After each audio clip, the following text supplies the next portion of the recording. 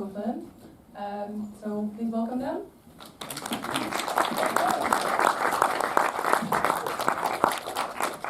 Hello.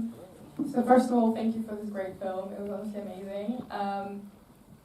First of all, I really want to ask you what initially drew you to Stewart Copeland as a subject. Was it his musical legacy or his personality or something else?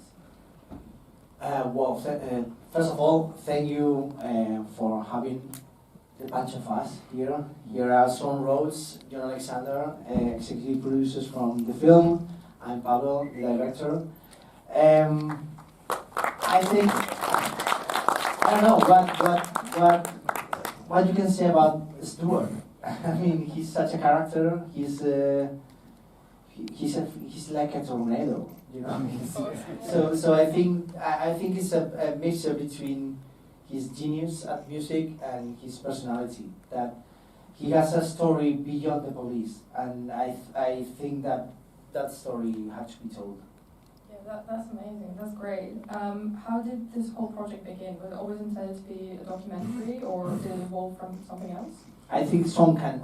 I'll get that one. So Pablo and I were in a film festival in Zaragoza, Spain, and we've both done rock documentaries, and we were sitting around talking about, like, okay, if you could pick out one musician who there hasn't really been a documentary on at this point, who would it be? And we were both like, Stewart Copeland.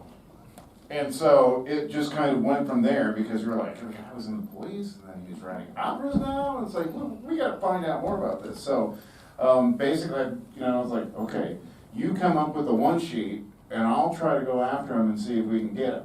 And so then I got a hold of Tarquin, who is his manager, who's not here this evening because he broke a rib, but he was supposed to be here this evening. And he said, you know what, this is a great idea, because Stewart Copeland's favorite subject is Stewart Copeland. And so it just kind of went from there, and they were shooting in Italy, in the south of Italy, in a couple of months, and we were like, we'll be there. And so... And it was like that. I mean, yeah, it was just like... It was like, that was like May of 2023, I think. Two or 3 years ago, yeah. And we were shooting in July in Italy, Yeah. so it's like, so like pretty fast. Fast. That's great. That's really interesting. But usually documentaries take a bit of time. And during this process, were there anything about Stewart that you learned and that genuinely surprised you?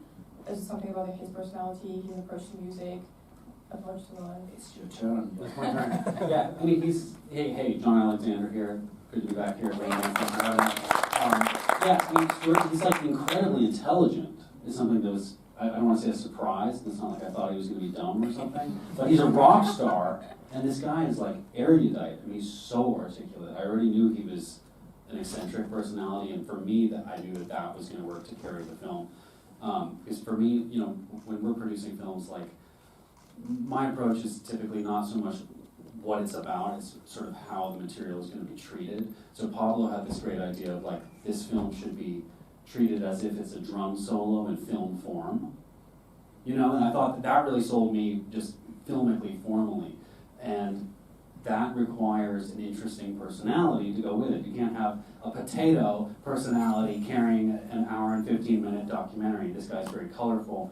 But what surprised me when we actually met him in person was truly how academically smart he was. The sort of in this, and I probably shouldn't fully reveal what the project he was referring to in his Q&A with Elliot, but it is the densest piece of Irish literature you could think of. So if any of you went to college or could think of anything, that's impenetrably, just incomprehensible literature, that's what he's tackling. I mean, it's truly just very academic and very rich intellectual material. So that's sort of what surprised me about him, is how intelligent the man was. Yeah, that's really, really interesting.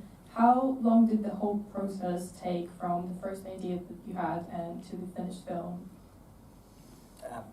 At the end, 3 years, because because the first time we talked about it was May 23, and today's the premiere. So yeah, I mean, 3 years. I mean, we spent the summer of 23 shooting, but then it was long couple of years editing. Yeah. During this process, were there any challenges that you had to face? Anything unexpected? I know. Pablo shared something right before the screening, if I may, that like films are, what did you say? You know, they're not, the default for a film is to not be made. You know, even if it's like totally marketable and it's a great idea and you have X, Y, and Z attached and you have everything, all the ducks lined up, even then, the default, the normal mode for the film is to fail and to not even be completed or let alone even be started. So yes, there were many challenges along the way. Also, it's a lot, you know, this production I think was inherently challenging because it's an international thing. I mean, Pablo's from Spain, Stewart's in my neck of the woods out in La La Land, California, and Shawn's in Midwest Kansas. We have several languages flying around. Yes, Kansas people here.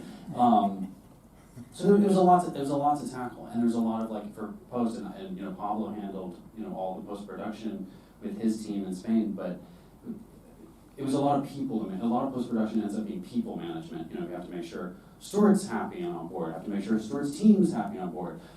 Executive producers have to be behind it. Pablo has to be according to his vision. It's Pablo's team. So it's a lot of people management. And I would, if I may, I would say that's a big order. I've got one to add to that too.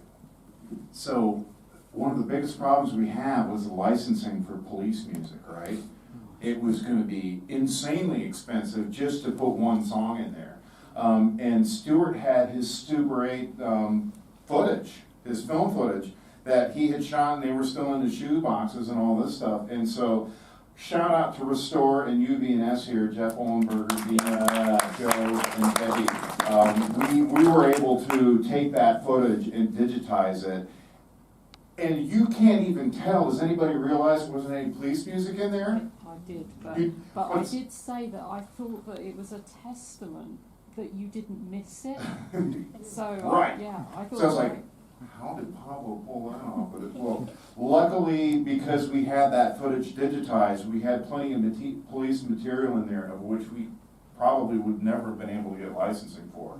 So, yeah, thanks. And some of that footage was never before seen footage. Yeah, I mean, this is the first time that, so you're the first audience. And how did Stewart feel about this being a subject of the film? Did he have any hesitations, or was he always on board with everything?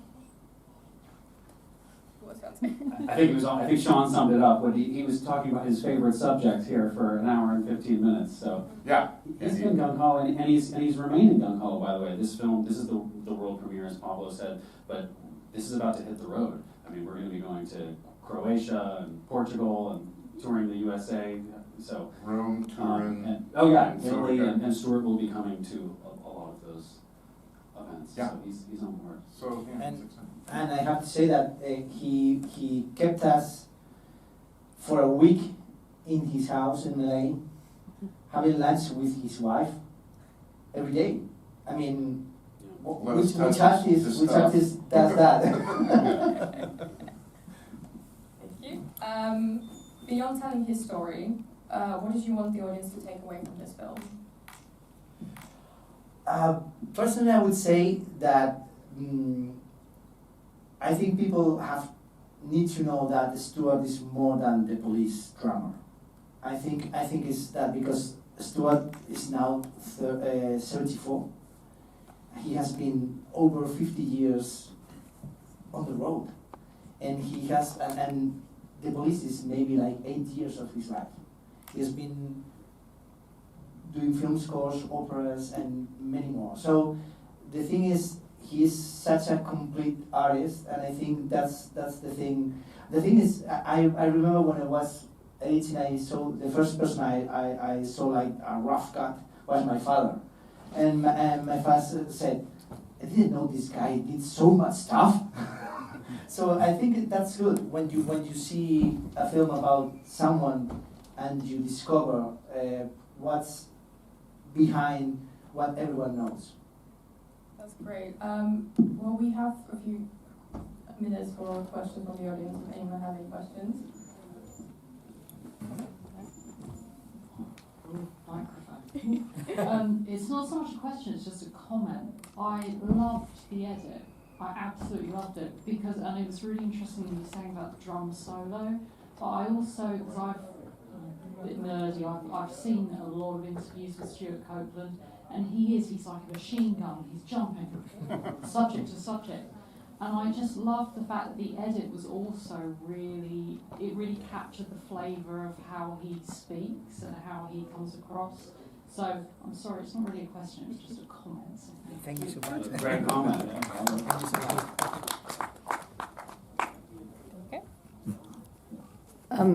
Thanks so much for a great film, very inspiring artistically.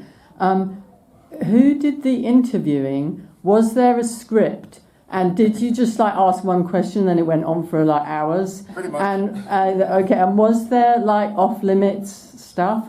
Because he appears as a solo figure with no family. I don't know about his, family life. Was that deliberate to focus really on the career?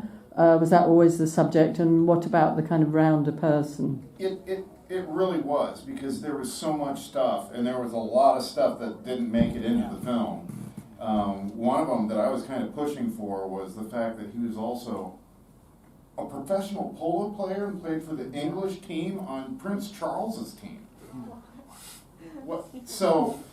So there, there's only so much you can do, and maybe the extended director's cut will have more of that in there. But yeah, it was really, you could have just done the police. Just Stewart in the police, but we were trying to get everything else in there because he's writing up. Shawn won't say this, so I'll say it for him. Shawn is the best interviewer in the world, with any rock star or with any person, because he not only knows what to ask, he knows what not to ask. What he does is he looks at somebody, he looks them dead in the eye, and he doesn't say anything. And he just has that electric stare, and they go, and people feel comfortable around you, and they open up. We've done quite a few films together, so I can say this kind of thing. Thanks. Yeah, That's great. It's really true. Don't you think? Yeah.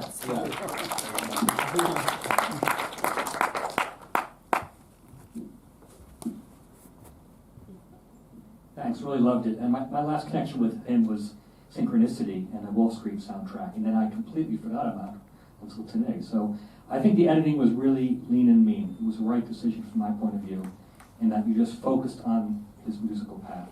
Because a lot of biopics get creep, they go into different directions. So I loved it. And it was a comment, not a question.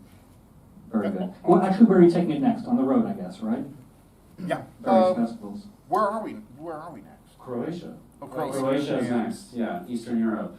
I guess continental Europe premiere is what's happening. Yeah, that'll be end of July in Croatia on the Dalmatian coast. It should be very nice. That'll be a media partner sponsored by the LA Times. So it's in Croatia, but it'll be covered by Variety and LA Times. It'll be a big media event. Thank you so much. I think it's time for us to wrap up, but thank you so much for your film. Thank you so much for coming to RAINDANCE. It was really nice talking to you. We hope to see more of your films soon. Thank you, Maria.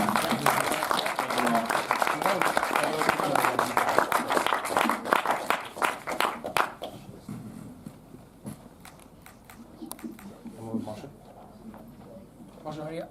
Sorry? Oh.